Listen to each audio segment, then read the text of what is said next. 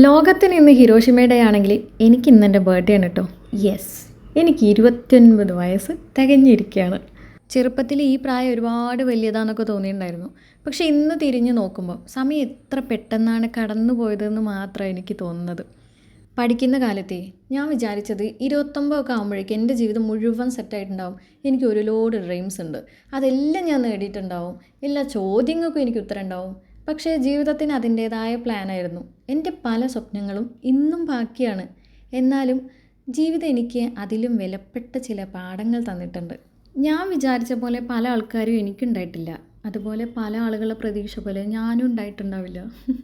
ടാലിയിലിപ്പം പിന്നെ ഇതുവരെയുള്ള യാത്രയിൽ ഒരുപാട് പേര് വേദനിപ്പിച്ചിട്ടുണ്ട്. അറിയാതെങ്കിലും ഞാനും ചിലരെ വേദനിപ്പിച്ചിട്ടുണ്ട്. ഇന്ന് അതൊന്നും ആരും കുറ്റപ്പെടുത്താൻ പറയുന്നൊന്നല്ല കേട്ടോ. ജീവിതം അങ്ങനെയാണെന്ന് മനസ്സിലായതുകൊണ്ടാണ്. ഒരു കാലത്തെ എല്ലാവർക്കും ഇഷ്ടപ്പെടുന്ന ഒരാളാവാൻ വേണ്ടി ഞാൻ ശ്രമിച്ചിട്ടുണ്ടായിരുന്നു.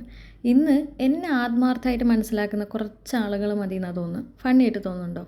വേറൊന്നുമില്ല, ക്വാളിറ്റി ഓവർ ക്വാണ്ടിറ്റി.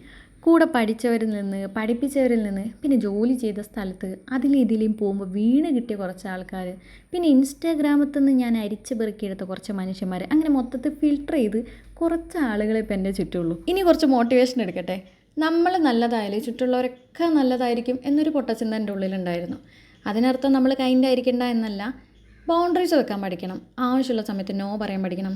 എല്ലാ മനുഷ്യരെയും സന്തോഷിപ്പിക്കാൻ പോകുന്നതിനേക്കാൾ സ്വന്തം മനസ്സമാധാനം കാത്തു സൂക്ഷിക്കുന്നതാണ് പ്രധാനം. പിന്നെ ആരെങ്കിലുമൊക്കെ കഥയിൽ നമ്മളെപ്പോഴും വില്ലനായിരിക്കും.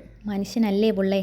അപ്പം ഞാൻ വില്ലനായിട്ടുള്ള ആൾക്കാരൊക്കെ ഇതൊക്കെ കാണുന്നുണ്ടെന്ന് എനിക്കറിയാം. എങ്ങനെയെന്നല്ലേ? എൻ്റെ ചാത്തന്മാർ കൊണ്ടുതരും. അതൊക്കെ അവിടെക്കട്ടെ.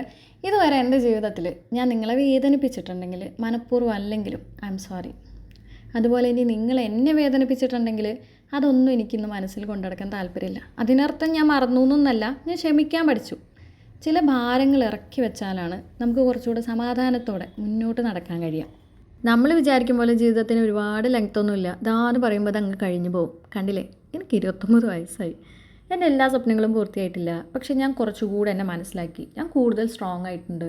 ഞാൻ വിചാരിച്ചതിനേക്കാൾ ഞാൻ ശാന്തയായിട്ടുണ്ട്. പിന്നെ അതിനേക്കാൾ കൂടുതൽ ഞാൻ പ്രതീക്ഷകളുള്ള ഒരാളായി മാറിയിട്ടുണ്ട്.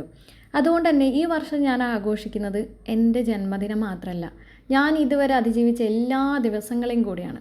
Happy birthday to me.